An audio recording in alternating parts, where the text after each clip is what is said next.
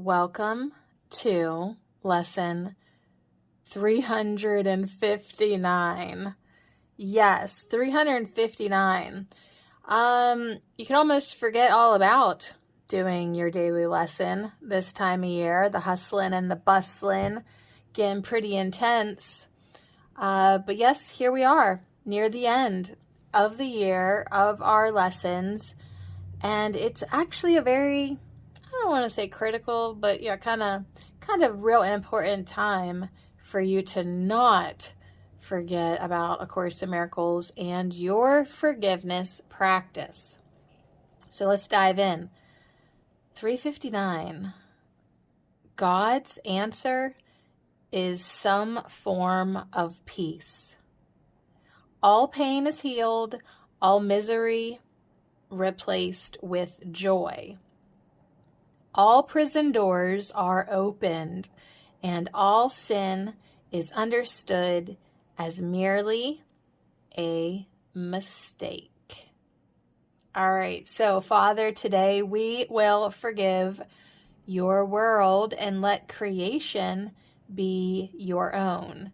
We have misunderstood all things, but we have not made sinners of the holy sons of God. What you created sinless, so abides forever and forever. Such are we, and we rejoice to learn that we have made mistakes which have no real effects on us.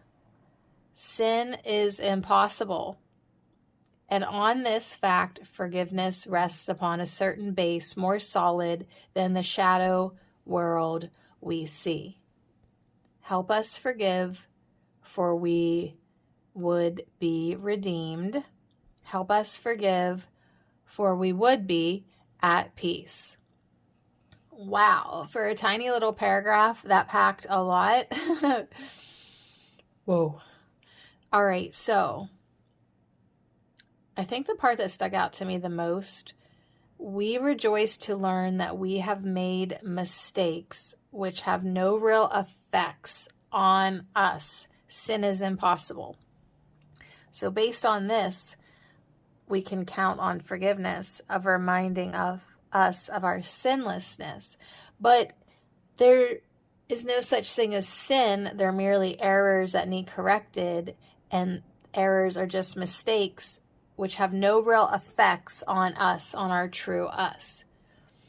That can definitely, I think that stuck out to me personally, because if you accuse anyone of a sin, right, of doing something super bad to you, it's hard to think like that it was just a mistake, it was just an error, and it has no real effect on you, because it did seemingly affect you so much. But that's why this lesson 359 is so important, because we would be at peace if we would forgive, plain and simple. So help us forgive so that we would be at peace. Help us forgive so that we would be redeemed. Help us forgive. Help us understand that all sin is understood as merely a mistake. And you know that you're making progress, getting somewhere, when you are at peace, when you are at peace more and more often, when you are feeling more free. All pain is healed, all misery replaced with joy, all prison doors are opened. That's what forgiveness brings to you. It brings you peace as you understand that all sins are just merely mistakes. And you ask for help, and you know you receive it, because God's answer is some form of peace. So you will literally feel it in your life. So Tina Jesus for lesson 359 said, how does Christmas make you feel? Your assignment this holiday season is to notice how you are feeling, because Christmas is a catalyst and will show you exactly how you're feeling. It will show you your resentments. It will show you if you're feeling uneasy with something. It will show you your programming. If you're feeling shamed or guilted or imposed upon to go shop, it'll show you the programming. It will show you your unforgiveness. Christmas is a catalyst, and you will definitely notice some things that come to the surface. And Jesus wants you to notice how you're feeling, because are you on track or not? So if you're on track, you're probably going to feel like Christmas is a joyful day. You're feeling at peace. You've kind of risen above a lot of the programming and expectations to shop and buy into the gifting. But if you are off track, if you're feeling off track, then there is going to be an amplification of what is not right in your life. So as you're sitting at the dinner table, Jesus said, is there someone here that you're holding a resentment? Is there someone here that you are condemning as a sinner? You need to know that everyone is just living their life, maybe not being guided perfectly, and they make errors. There are no sins. They are just errors. So this season, forgive people for their errors. And in doing so, you're going to take back, you're going to reclaim that part of your mind that was getting wasted on hating and resenting them. So reclaim your mind by forgiving people and dedicate your mind to the divine. So don't start the new year bringing in your old resentments. You need to let them go. Ask yourself, what would you like to change in your experience? Knowing that your experience is an expression and reflection of your consciousness, what would you like to change in your experience / consciousness? No one will save you from yourself. So understanding that the experiences that you keep on having are because of your mind, you need to work on your issues, you need to work through your issues, you need to do your forgiveness work, and all the resentments, you need to let them go. So let Christmas be a catalyst this year and show you how you're truly feeling and show you where you need to forgive. The Teen of Jesus for 359 was jam-packed. Like, yes, it is so true. So there was even some stuff I didn't get on paper. Like Teen of Jesus was talking about how important Christmas is to the economy, and that they put a lot of effort into getting everyone to literally and figuratively buy in to the gift giving, because businesses count on it. They control you. They get you to support the economy.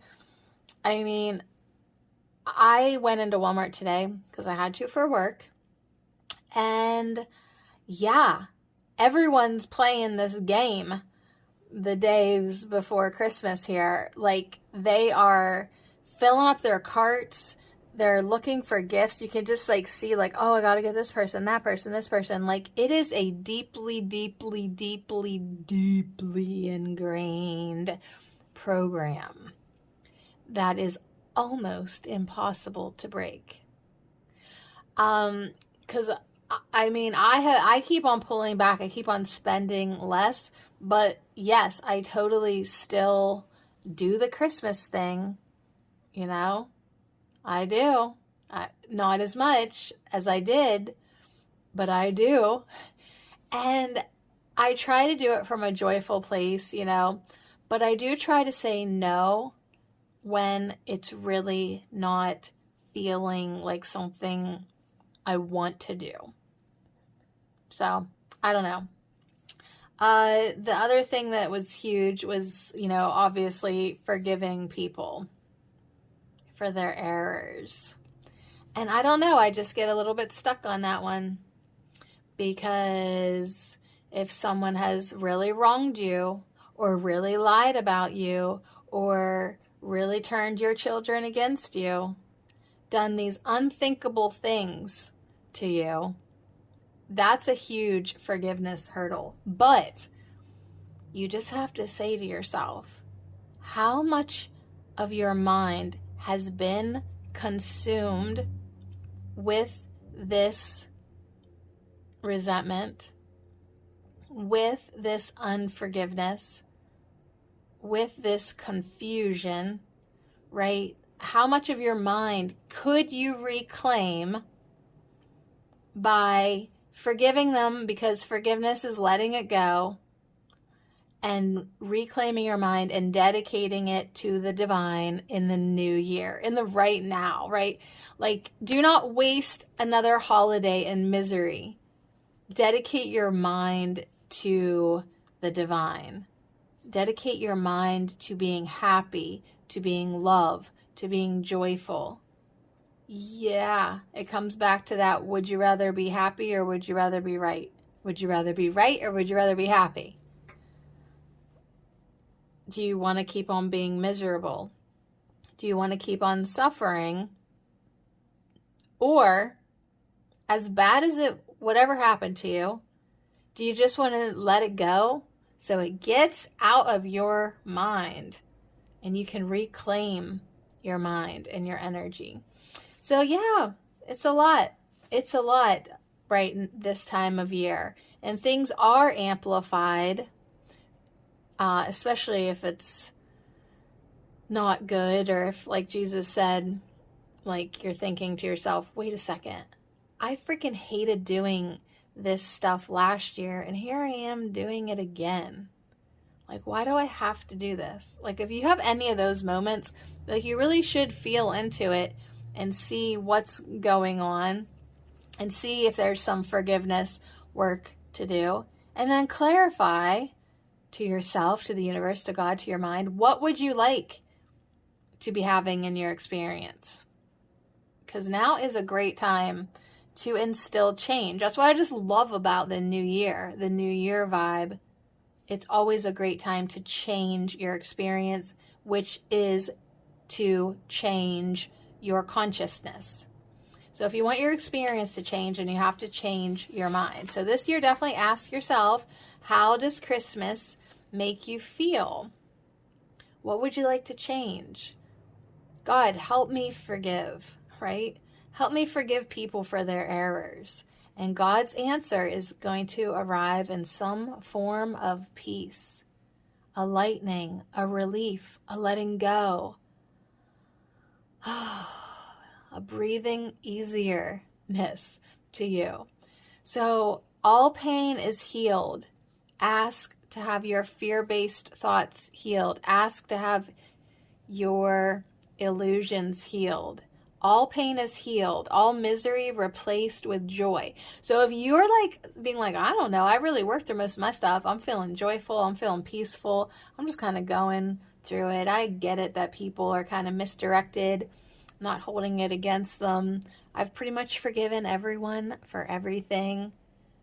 All misery is replaced with joy. All prison doors are opened. You realize that the only person keeping you in pain, in misery, in the prison was you, because of your relentless thinking about your judgments and what is not right in your life. That keeps you locked up. So as difficult as it is for your ego to go along with this, understand that all sins are merely mistakes. We have misunderstood all things. We don't know what anything is. So, Father, today we will forgive your world and let creation be your own. Pathwaysoflight.org. Welcome to the reading, A Course in Miracles Workbook Lesson 359, Insights. God's answer is some form of peace. All pain is healed, all misery replaced with joy, all prison doors are opened, and all sin is understood as merely a mistake. God's peace is what is real. Our reality as united love is what is real. As we let go of trying to replace heaven with illusions of separation, the peace we are and the love we are returns to our awareness because it has never left us. From this perspective, forgiveness just means letting go of what could never happen. Letting go of trying to make up an identity that is different and separate from love, which is united for eternity. Making up dreams of individuality and conflict is very stressful. Trying to have a will that is separate from God's generates enormous fear. We create nightmares and become very frightened and then call out for help. As we open to receive the help always comes in some form of peace. As we learn our nightmares are not true, we open up our closed minds more and more. The separation that we thought had happened was just a mistake and had no real effect on us. We learn that we are still safe in heaven. We are just dreaming of being on a distant shore. God is not far away. God is nearer than our beating heart. As we are willing to let the false ideas of separation fall away, we know again the peace and joy and love that are eternally ours. When I experience true forgiveness, I think of a phrase from an old Alka-Seltzer commercial. Oh, what a relief it is. A heavy burden of judgment, condemnation, and guilt is lifted from my shoulders. The air is clear like a sunny spring day after a rain. I walk with a smile of joy on my face, and I am at peace. I have received God's answer to the pain I thought I was in. I have learned that what I thought happened that needed forgiveness did not really happen. I was not changed or harmed in any way. I remain as God created me, and so do all my brothers. Forgiveness is such a great blessing. It is a wonder that it seems at times so hard to forgive. Sometimes it seems that pain and sorrow are more appealing than God's peace and joy. If you ask me which I prefer, I would say I prefer peace and joy. But as long as I align my mind with the ego thought system, I will prefer pain and loss over the peace and joy of God, though it doesn't seem that is what I am asking for. The ego dresses specialness in fancy clothes and sparkling baubles to make it seem appealing. It does this to hide the death and decay that are the price of specialness. To have specialness, I must perceive myself as separate and distinct from my Creator. Thus, I perceive myself as cut off from life, and death is inevitable. I try to claim the temporary pleasures of specialness, all the while believing in the inevitability of death. Eat, drink, and be merry, for tomorrow we die, is the ego's swan song. For many, this is the best that life in this world has to offer. We don't realize that being in this world is not life, but the denial of life. We have one life, and that life we share with God. The good news is that this world is just a mistake, and this mistake has had absolutely no effect on us, the sons of God. As we let the Holy Spirit help us forgive, our minds are healed. Pain fades away, and we return to the joy and peace of God, our natural state. Holy Spirit, I stand before you in humility. remembering that of myself I know nothing. I look to you for all meaning and trust with confidence that you will guide me home to the heaven where I remain in truth. And I give thanks. Something I have noticed is that the more often I bring my dark thoughts to God for healing and receive that healing, the less tolerance I have for discomfort. Now, as soon as I feel anger or fear or guilt or whatever, I want to get rid of it. Even if it seems small, the discomfort is acute. I have also noticed that the results seem to come much closer to the surrender. I don't seem to work as hard on it as I did before, and I don't dread the bad feelings like I did before. In fact, I usually feel grateful that this is being brought to my attention. Knowing all of this, it never ceases to amaze me that there are certain aspects of the illusion I still cling to and find myself recycling through the whole process on a regular basis. I don't care, though. I have seen that with the help of the Holy Spirit, it works to look at this stuff and then let it go. So I try to be patient, but persistent with myself. pathwaysoflight.org. Okay. I can definitely relate to the relief being aware of a dark thought. Like, it's like, oh my God, I can't believe this thought came back around again. I'm so glad that I'm aware of it. And then you shine the light and you bring it to the light, or you bring the light to it. Which one are you supposed to do? And you let it go. And you let it go. So the Pathways of Light just came out and said this world is a mistake. And in understanding that, then these were just errors, illusions. In truth, nothing ever happened. In truth, you are still the Son of God. I am still the Son of God. We are changeless in heaven. This is literally just a freaking dream. So mistakes can have no real effects on us. That makes sin impossible. And on this fact, forgiveness rests upon a certain base more solid than the shadow world we see. So anyways, on that note, Merry Christmas indeed.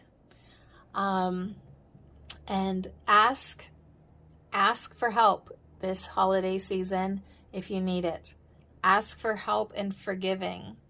Ask for help in receiving God's answer, which is always some form of peace. Ask for help. Ask to be healed. What experience would you like to have? You'd like to have a joyful experience. Ask for it. Ask for the prison doors to be opened. And ask, maybe, what do you want for Christmas? Well, I would really like to understand that sin, what I think is sin, is merely a mistake. Help us forgive, for we would be at peace.